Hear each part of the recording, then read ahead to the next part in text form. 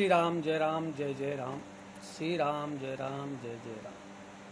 बंधुओं, हम सभी के जीवन पर तीन चीज़ों का बहुत ही बड़ा महत्व है। तीन अवस्था, तीन गुण। तिह कपास ते कार्य। तीन अवस्थाएं और तीन गुण हैं सत रज तम। तीन प्रकार के ताप हैं, दैहिक, दैविक, भौतिक। और तीन प्रकार के हमारे यहाँ रोग बताए हैं, वात, पित्त और कफ। और इसी तीन प्रकार में ही हमारे ईश्वर, जो कि रहता कहाँ है, करता क्या है, और एक है कि अनेक है। तो बंधु, आज इसी प्रकार थोड़ा प्रकाश डालते हैं कि ईश्वर एक है कि अनेक है। ईश्वर एक में ही अनेक है। जिस प्रकार से एक व्यक्ति के जीवन के अंतर्गत उसके रूप कई प्रकार से परिणित होते हैं। जैसे एक व्यक्ति किसी का पिता के रूप में है, किसी के पुत्र के रूप में है, किसी के दादा के रूप में है, किसी के भाई के रूप में है, किसी के पति के रूप में है। उसी प्रकार ईश्वर एक है, लेकिन वो कई रूपों में परिणित होकर के हमें सर्वत्र विराजमान होता दिखाई पड़ता है। जिस प्रकार हमारे एक व्यक्ति के अनेक रूपों के द्वारा अनेक प्रकार से हम जाने जाते हैं, जिस रूप से, जिसकी श्रद्धा से हम जाने जाते हैं, उसी प्रकार ईश्वर भी एक में अनेक है और अनेक में भी एक है। जैसे पिता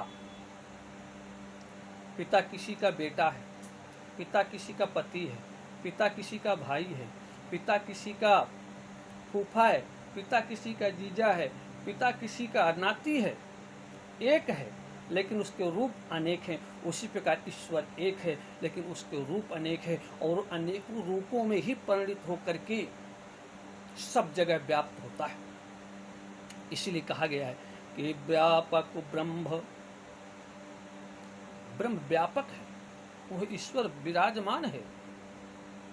व्यापक एक ब्रह्म अविनाशी, जो सर्वत्र विराजमान है, सब जगह है। वह मात्र एक कौन है? बोले ब्रह्म है, जो हर कण कण में विराजमान है।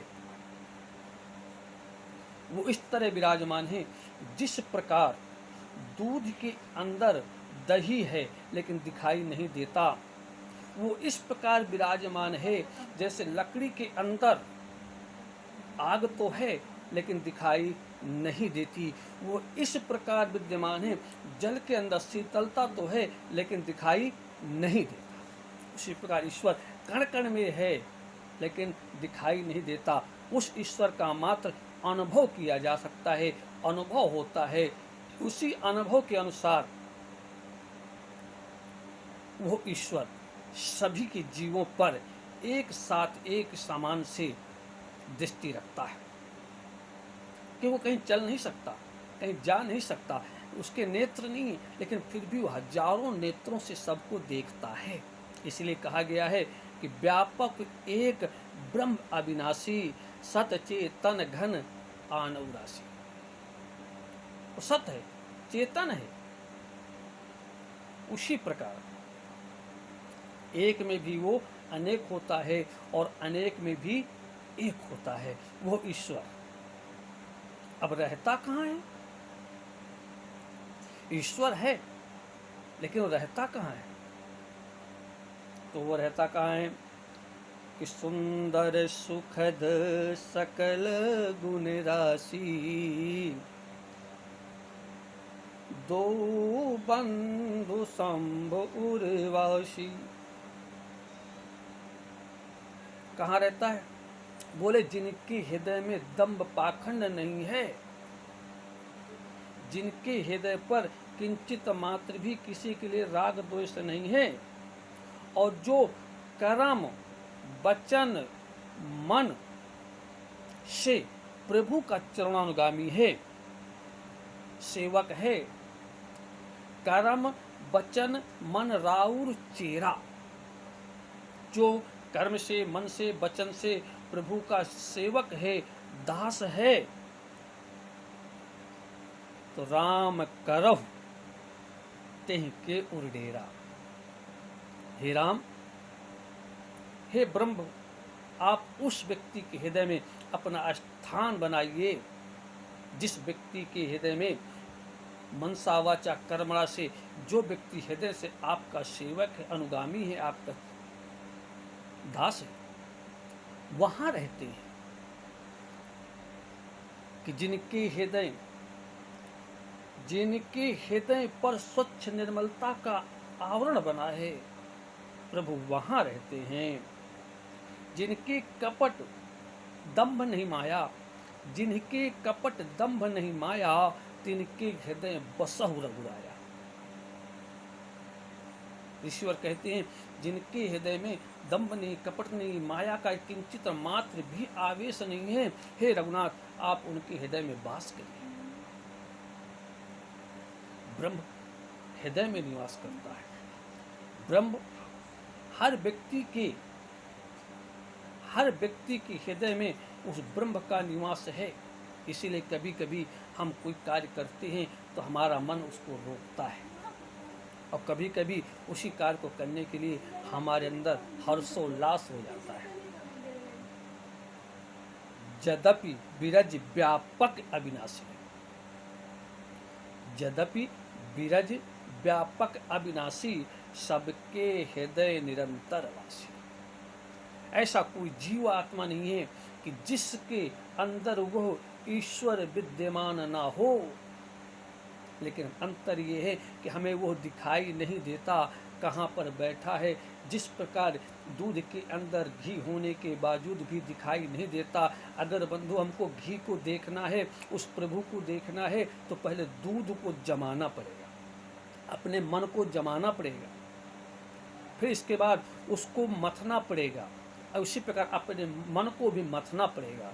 मथनेंगे तो उसमें से मक्खन निकलता है, तो उस मक्खन को हम जब गर्म करेंगे, गर्म करने के बावजूद तब घी का अवलोकन दर्शन हमें प्राप्त होगा।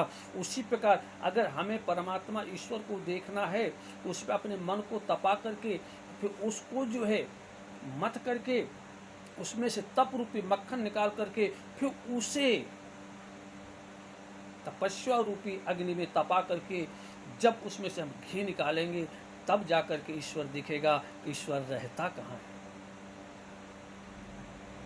ईश्वर वहीं रहता है जहाँ पर सुख शांति रहती है, जहाँ पर भगवान का भजन होता है, जहाँ पर भगवान के भक्त एकत्रित होकर के भगवान के गुणानुवाद का नाम संकीर्तन करते हैं। ईश्वर वहाँ रहता है। ईश्वर करता क्या है? ईश्वर करता क्या है बंधु? ईश्वर राजा को रंक बनाता है, रंक को राजा बना देता है। ईश्वर वो कार्य करता है। जिस प्रकार हम सपने हुई भिखारी न को, जिस प्रकार सपने में भिखारी राजा बन जाता है, उसी प्रकार ईश्वर सबके किए हुए कर्मों को फल प्रदान करता है। जैसा जो कर्म करेगा, अच्छा करे या बुरा करे, जिस प्रकार का कर्म व्यक्ति करेगा, उसी प्रकार के कर्म का फल ईश्वर सभी को यथोचित देता है। वो यही कार्य करता है और कुछ नहीं करता। अत्यधिक लोभ हो जाएगा तो आपको ईश्वर उस मार्ग पर लगा देगा कि आपका विनाश शुरू कर देगा। संकेतित भाव से रामचरितमानस के अंतर्गत राजा प्रताप भान के पास क्या कमी थी? किसी प्रकार की कोई कमी ना होने के बावजूद फिर भी उसने एकदम ऋषि से क्या कहा कि मैं इस विश्व में विजेता बन जाऊं, इस पृथ्वी मेरे शत्रुओं से विहीन हो जाए और इसके बाद जरा मरण से मैं रहित हो जाऊं। विचार करिए बंधुओं, जरा मरण से रहित और समर में जीते नहीं कोई, उसको कोई युद्ध में जीत ना सके, जन्म और मृत्यु ना हो, पुनरपि जन्म पुनरपि मरणम के आवागमन से बचना, और फिर भगवान का भजन ना हो, इसके उपरांत हम आवागमन से मुक्त मिल जाए, कदापि नहीं हो सकता। इसीलिए वहां देखिए गोस्वामी ने कहा, सत्य केतु कुल कौनो नहीं बाचा।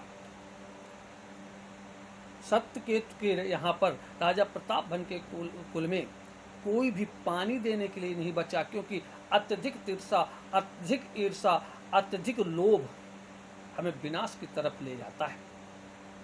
इसलिए ईश्वर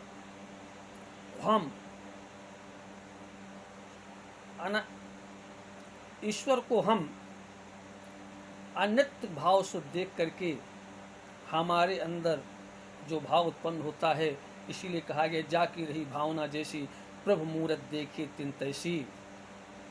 ईश्वर सर्वव्यापी है, ईश्वर सभी के हृदय में निवास करता है, ईश्वर सभी की अच्छे बुरे किए हुए कर्मों का फल प्रदान करता है, वह ईश्वर। उसी प्रकार तीन प्रकार से इस सृष्टि के अंतर आवरण है, हम उसे माया के रहित होते हुए, माया में लिप्त होने के बावजूद ना तो उसको हम एक में अनेक देख पाते हैं और ना अनेक में एक देख पाते हैं, और ना उसका रहने का स्थान देख पाते हैं, और ना वो क्या करता है यह समझ पाते हैं बंधुओं। इसलिए हम जब तक नहीं समझ पाएंगे कि ईश्वर करता क्या है, ईश्वर रहता कहाँ है, ईश्वर एक है कि अनेक है, जब तक हम ईश्वर के भक्तों के चरणानुगामी नहीं बनेंगे, अपने अहंकार, मोह, मद, लोभ, दाम, पाखंड नहीं छोड़ देंगे, जब तक यह ईश्वर की तीन अवस्थाएं हमें समझ में आने वाली नहीं हैं।